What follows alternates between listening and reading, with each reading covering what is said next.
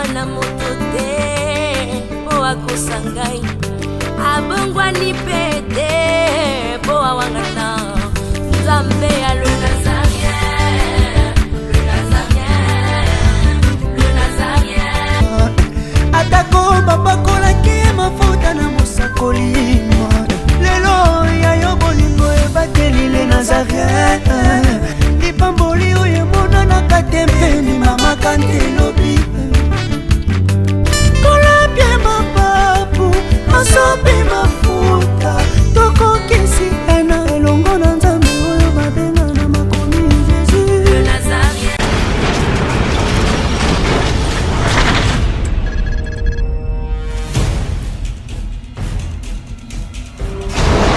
Pour vos annonces, vos prédications, vos clips, vos vidéos et autres, il y a qu'une seule adresse. N'hésitez pas à taper www.lesnazarins.com. En ces jours, nous sommes en pleine promotion. Extra matraquage. Olingi promotion ya produit na yo eba na monde entier. Olingi actualité, Olingi visibilité. Contactez les Nazarins. 100% chrétienne, toujours vos amis.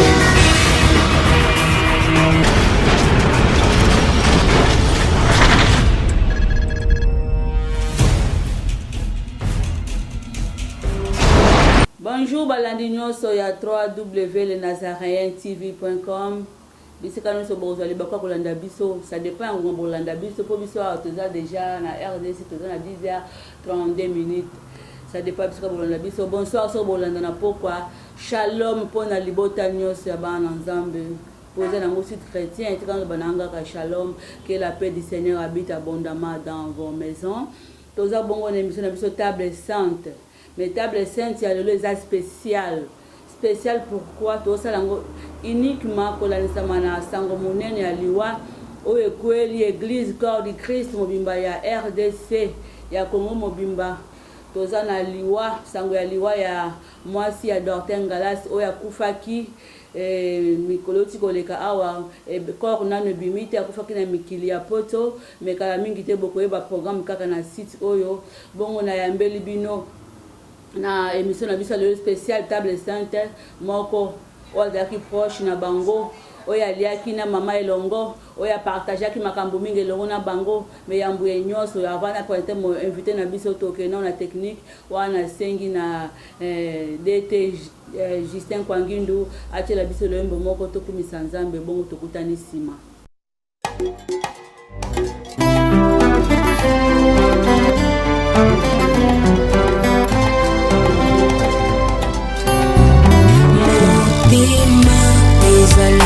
Kasemoko bapesaka na moto yo mingi ngana nzima na pesa na masiya wazali kita moko kati ya motema ezali ya moto ya oyo moto ekoki kopesa na bonzambe na yo na langwe bolingo na yo singa oyo zali pona ngai natali somo ya bato te kasi monene na yo masiya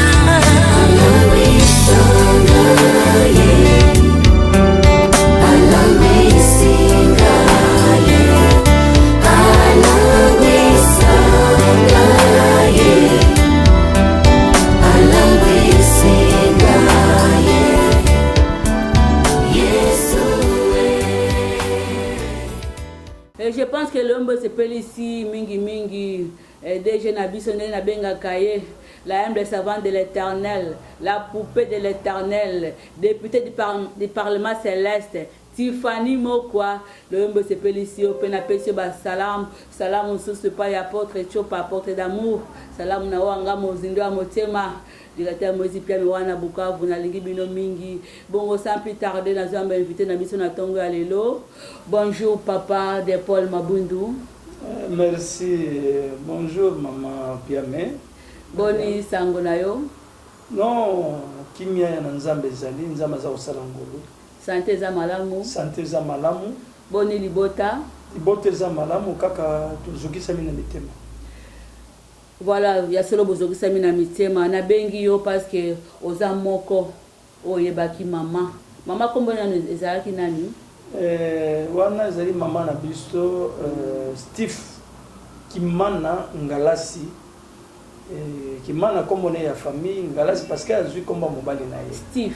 C'est Steve Ngalasi. Mama Steve Ngalasi azasi na bomo ete atiki biso azalaki bongo molongani to pe moko ya miku ya Dr Ngalasi. Papa sango oyo ekomeli bino lokola kake na matoi boyambi yango ndenge libota nyonso ya la louange. Bon, c'est vrai que esengeli na biso tomilengilaka chaque jour toyebi mokolo te toyebi mpe ngonga te mais ntango ekomela biso eza pasi komona mama atika biso na mbalakata. C'était justement après culte. Papa ateyaki na premier culte dimanche. Premier culte dimanche bayenzike na ngonga ya 11h esa basusu bazwaki déjà message. Mais biso comme nous avons na culte mosusu ya mariage ekendaki mwa ntango molai ti ba 13h tokoki koyeba mpenza te mais na ba réseaux sociaux déjà message etambolaki. Tozalaki na culte mosusu na 15h ya consolation oye moko papa nzambe atalisaki révélation pa papa na biso Abraham Ngalasi ke esengelaki na Kingabwa na cellule na biso kuna na paroisse to banda kosala culte ya consolation parce que mbula oyo l'église ya louange za mbula ya consolation et Christ revient bientôt. Il y a un mois de culte de consolation chaque 15 heures. Nzokande zana baike bayebaki une nouvelle wana me balingai ko yebisa biso surtout na pasteur na Blaise Bentouste pour na quitter donc vous allez vraiment abattu. Na kache na noteoza mosali katikati na cellule din. Merci beaucoup Nazali berger missionnaire na église la louange naza consacré kuna pe nazali affecté na cellule to paroisse oui ya Kingabwa 1 mais na mikolo yo na keko batindinga na ngolu na nzambe na keko fungola Kingabwa 4. OK tokobi en pleine culte bato musu bazaza ya ba message wana ya liwa. Oui, en pleine culte tango premier culte ya mariage isili ezana batu mo nungu kwa kozala mo nungu kwa kozala na yo kaki eloko monde wa mena bino c'est ça eza bloko batu ba koloba mais ndesi bana culte eloko mo la remarquaki kozala mwasi ya mayele mwasi ya bwanya ezali likabo munene ko kutepa na nzambe nzokande mama pasteur na ngai Maman Bentous Titi, que je salue en passant, ayeba ki nouvelle wana. Et yaki pe na boîte ya papa, ya ba téléphone ya papa Blaise, a gardé yango. Azai ki na posa ko gérer yango abi non na boyi mobile na ngai ba avant ate ya culte ya consolation. Pas Blaise de pasteur na ngai naza berger do affecté. Papa Abraham Ngalasi est représentant légal. Église na biso pe pasteur responsable na biso. Alors papa Blaise a sengi ba téléphone ba ya maman, pesa na téléphone bala mingi dimanche soki na utote ya papa Abraham abenga kanga atuna ndenge nini makambo l'équipe na Kingabwa.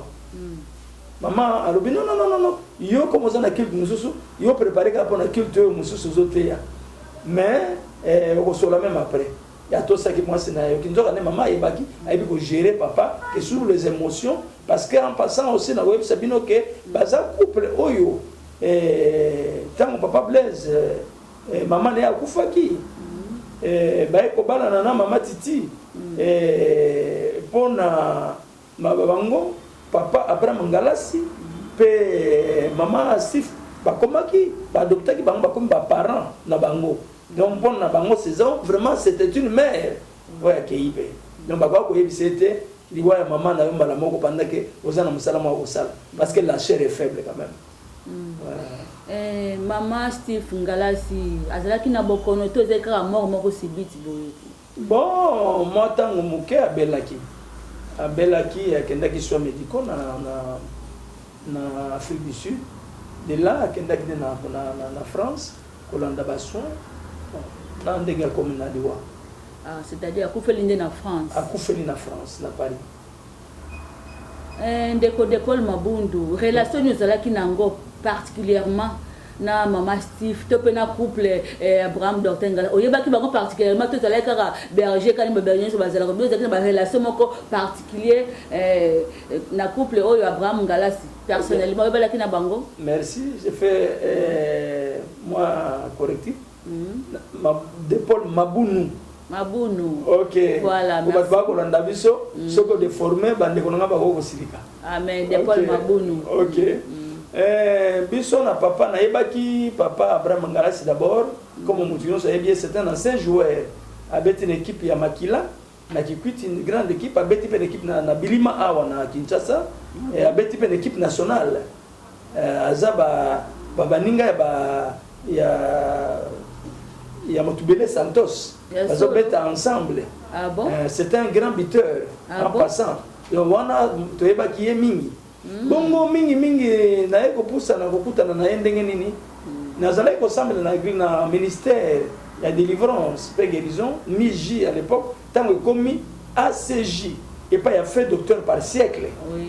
Et ye wana nde to bana ko collaborer tant que glisseur mais tant papa par siècle a kufi yende ya côté ya pa na biso na ACJ tant ya tei tokutani na ye nde tobandaki mingi ba relation na nani wana akomprenaki mpe kingai gabi non namoni ke oza mpe affecté mingi ndenge nini na bino non par siècle azalaki papa nanga bino non par siècle akufi wana ateyaki jour ya matanga par siècle na nsima nde ayokutana nanga mpe tokutani na ye abengi ngai epa na ye abi mwana nanga Dieu me dit papa non par siècle akufi mais je suis aussi un père pour toi alors banda wana il est resté comme mon père spirituel.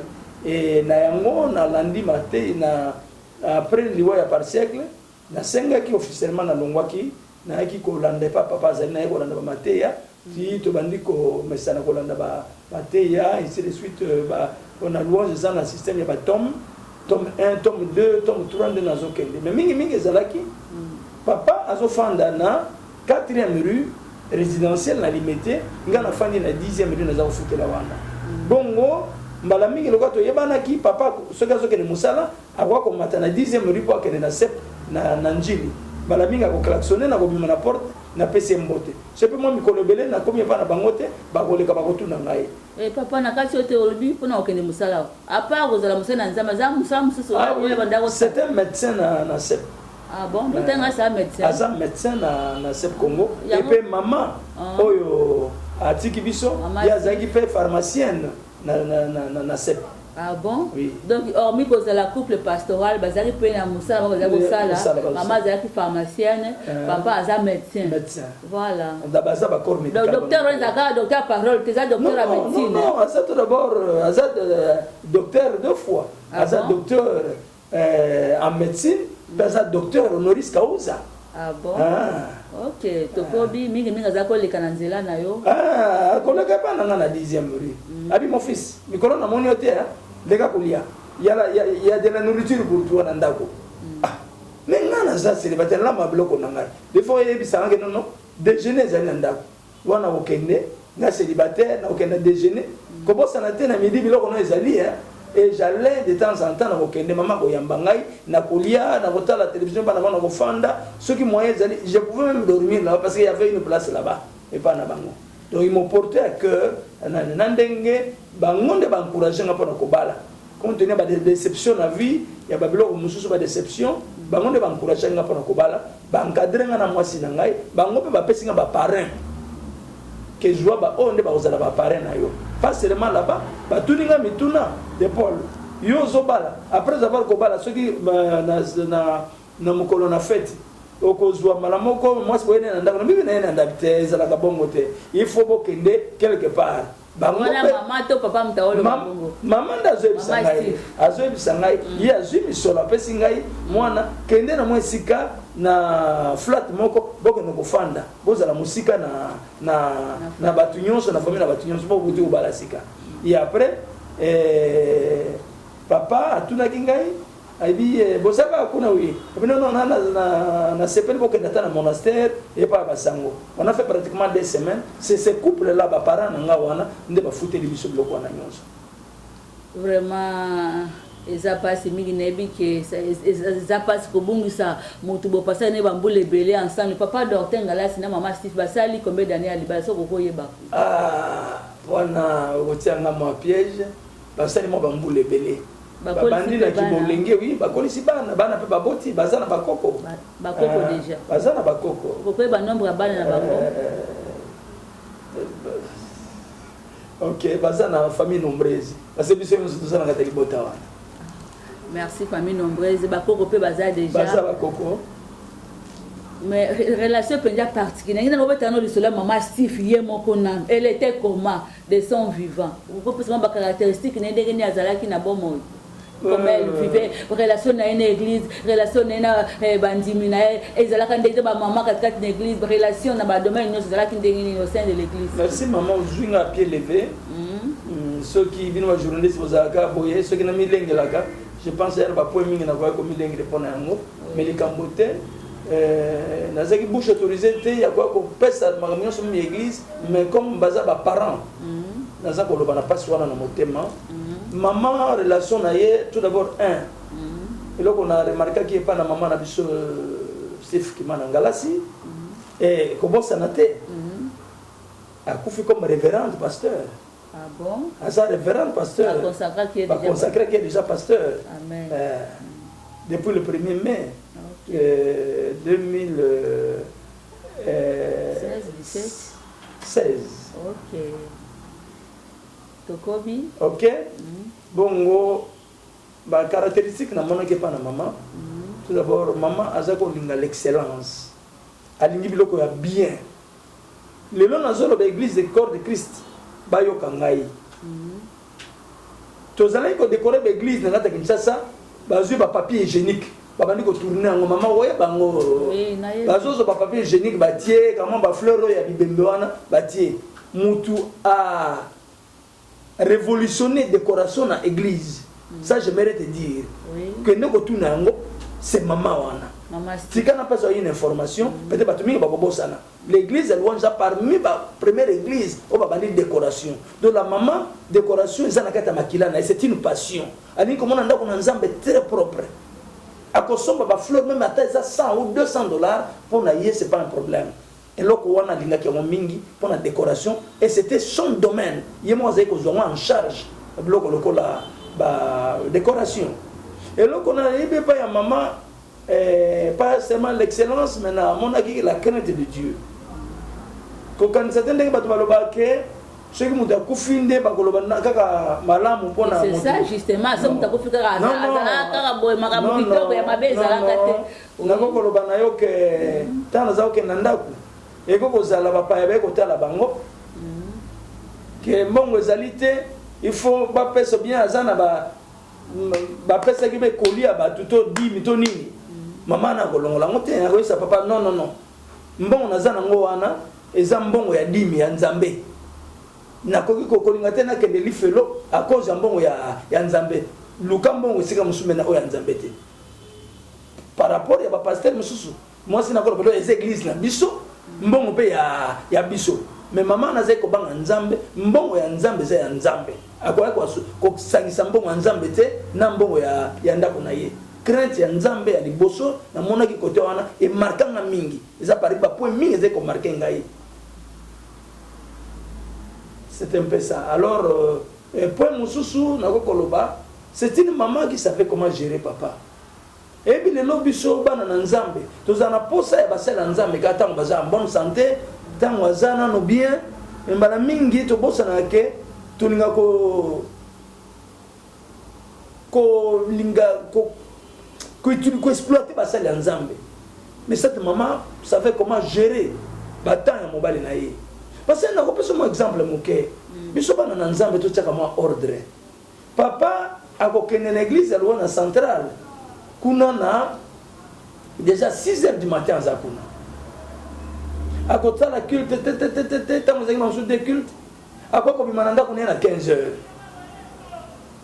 Après avoir kosala 2 kilo koyamba bato na bureau aye na ndako mais biso bana na nzambe ozalaki pe na église omonaki ye kayambaki pe bato yo na ndiesu na ndako papa na problème bondela mpo na ngai mais tanke mosala nzambe motema monene moya benga na yo ezali te.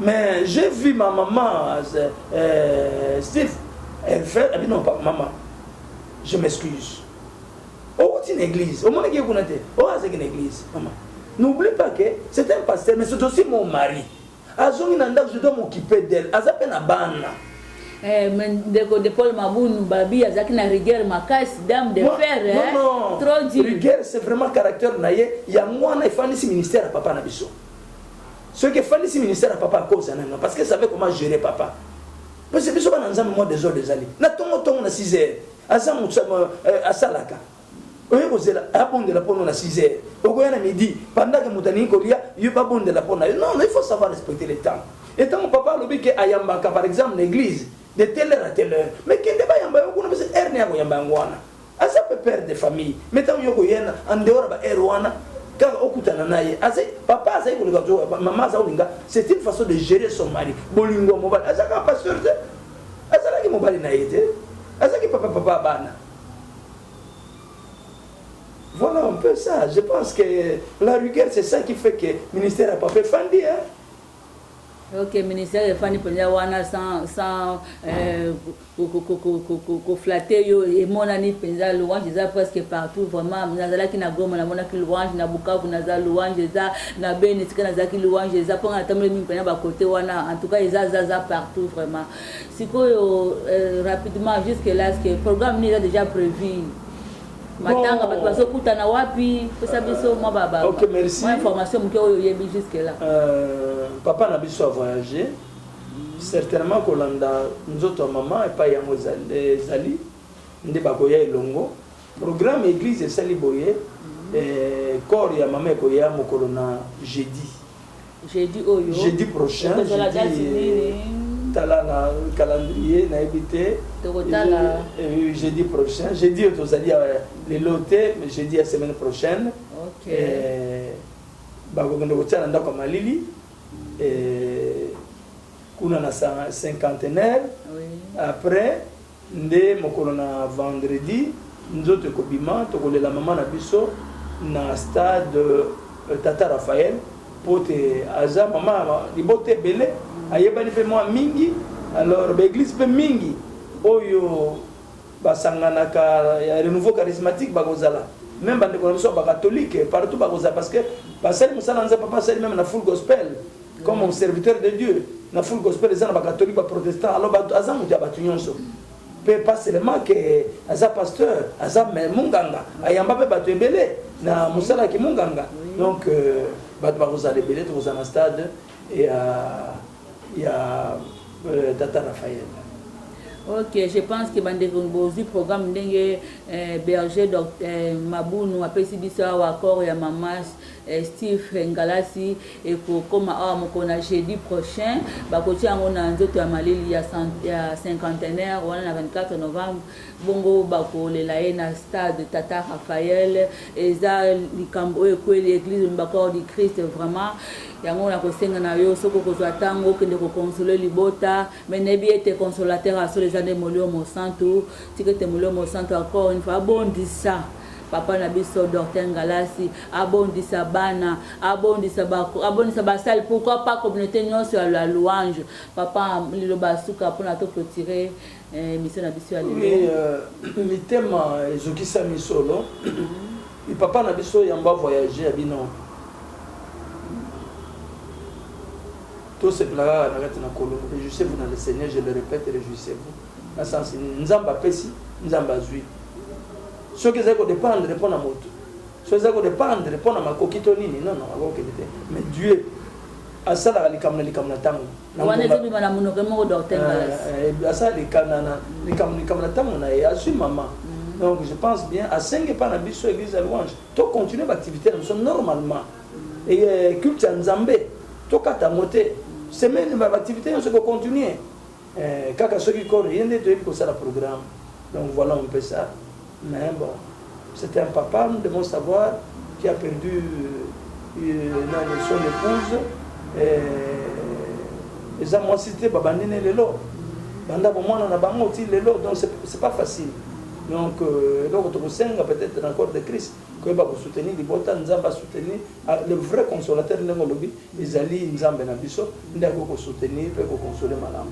Voilà un peu biso bana ne mpe totikali, je pense lokola azalaki déjà pasteur tokolanda courage wana atikeli biso ya kosala mosala, surtout kalingaki excellence eloko wana ngai mpona kohonorer mémoire ya mama partout na église to cellule na koleka décoration soki eza malamu te vraiment nakomona enono fo mama alingaki excellence ye moko bazotia bafleur ye moko azobongisa biloko wana mpe akosomba na mbongo na ye. Voilà un peu vraiment ce que atikeli biso biloko ebele. Merci beaucoup. Tokomi na suka émission na biso nazwaki ndeko de Paul Mabunu a show vraiment kati mosala parce que a omi ko la berger aza mosali na office moko quelque part na mboka na biso akati mosala ka po ya ko répondre na mituna na biso a show vraiment nzamba pambola yo ko pesa numéro de contact na ba ko tamu na mituna o expliquer bango malamu suna mozindo apo awe pa tozaka na ngonga mke parce que télévision zali tango ko pesa numéro de contact na yo 081 oui 65 oui 14 oui 989 bandela lisusu 081 65 14 989. ezalaki bongo émission table sainte spéciale tosalaki encore uniquement mpona korendre bahommage na mémoire mama na biso Steve Ngalasi oyo nzambe auti korapele mboka ye corps eza nanu na poto esika kofaki na France nde bapesi programme ekokoma na bango Kinshasa jeudi prochain bongo bakotia ngo na ndako ya malili na hôpital ya cinquantenaire wana na 24 novembre me bakolela ye na stade Tata Raphaël soki ozwi ntango leka kolela elongo na baninga bibelebi na biso tolela yango baza kolela mpe tosepela yango baza kosepela tokomi na suka émission na biso tokutani mbala nsima ciao. aza mwana moto te po akosa ngai abongwani pete po awangana nzambe ya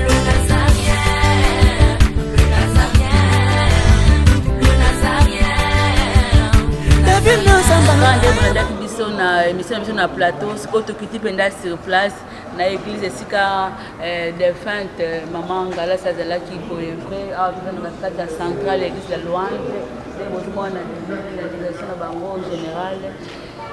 Voilà un peu ndenge ndeko Justin azozwa bilili kala mingi te tokozwama interview ya 2 ou 3 personnes oyo bayebaki mama oyo bavandaki na ye baliaki na ye batravaillaki na elongo bongo tokutani nsima ntango. aza mwana moto te po akosa ngai abongwani pete po awangana nzambe ya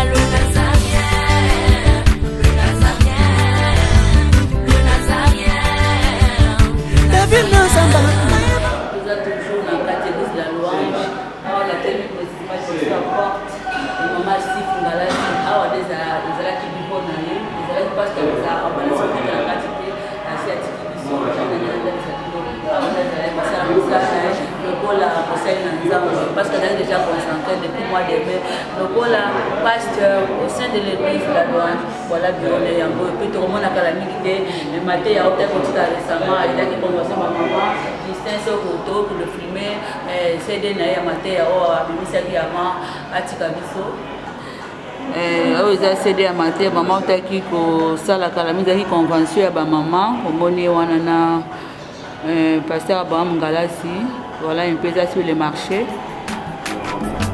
aza mwana moto te po akosa ngai abongwani pete po awangana nzambe ya nakokoyeba kombo na yo nakoyanga mama Jackie Matukana oza mondima ya Louange naza mondima ya Louange na commission ya presse nzambe azwa lokumu d'abord mes condoléances nao na likama oyo ekweli bino vraiment nzambe abondisa mitema na bino te mpe eza kozoka le seul consolateur ezaka molio mosantu abande bapoto na bino tozaka na posa eloba moko asho liwa mama Ngalasi esali bino ndenge nini comme etemba ya Louange yaya komona nga mpenza boye soki na otambola moto azomonaka naza moto me naza ya kokufa liwa mama wana mama wana ebome biso me nzambe kaka apesa biso makasi wana azalaki mama oyo akoloba te ke mama à chaque fois même si likama eza mama gangeli yo ntina minute oyo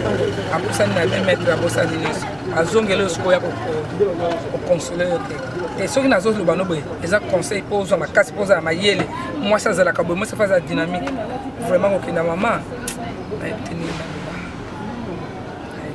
nzambe kaka. Merci beaucoup, comprenez, Aza sous l'émotion, Zamba Pangolayo. Ok. Bonjour papa. Oui, bonjour maman. Boni, vous allez bien? Oui, nazali malamu, nazali. Ok. Tokuti awa liboso ya église la louange, ofandi na kiti. Vous appelez moko ya bana la louange? Nazali pe moko ya libota ya louange. Mes condoléances nano to compatir na bino na sango aliwa ekomeli bino ya kobungisa mama mopanzi ya papa Abraham Ngalasi. Sango papa ekomelaki yo ndenge nini okaka ngo na nzela na puis esali yo pe ndenge nini? Nayoki yango na nzela ya etando ya internet. Parfois nazalaki koimagine te. Nazalaki lokola kake na matoi pa na ngai. Wana en dehors ya maman pasteur de l'église nazali pe mama oyanga oyo ntango Yesu azalaki kozongisaka nga na nzela en dehors ya bamakambo ya lingomba tozalaki vraiment famille lisusu. Famille lisusu donc ofandaki na ye bosololaki na ye bopartageaki ata mwa lipa ata mosusu na ye nyonso tu. Ok. Pour partager, tolei, tovandi, en tout cas, nazali parfois, en tout cas, les mieux placés pour témoigner maman. Elle était comment de son vivant? Oh, quand on tolobi tobungisi maman avec lettre M. Une femme disciplinée, rigoureuse, proactive. Quand je dis ça, je pèse mes mots. Donc c'est quelqu'un qui vraiment na kati na musala ou accompagner papa parce que non, comme la Bible dit, celui qui trouve une femme trouve le bonheur. Papa akutana kina mwasi et maman Steve accompagner na ministère na ye pour na édifice sikaoyo. Une femme travailleuse, fantastique.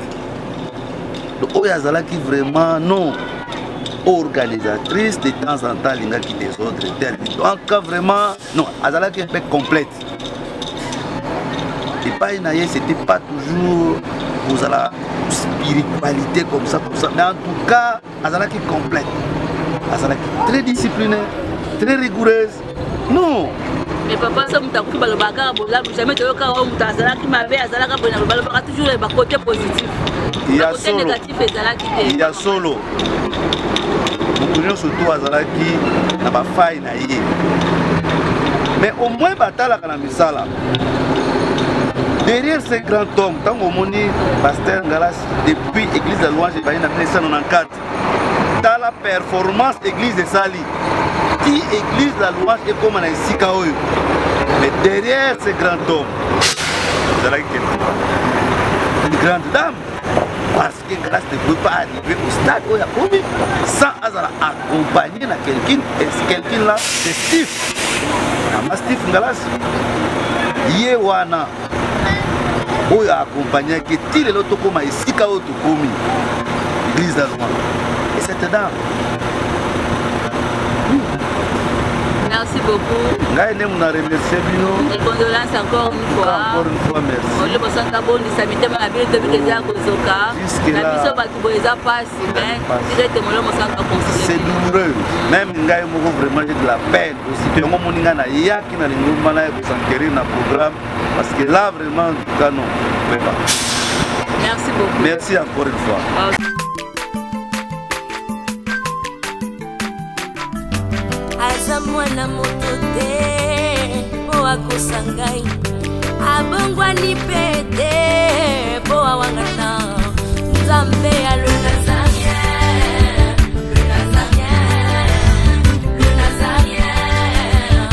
David Nzamba ayebana kita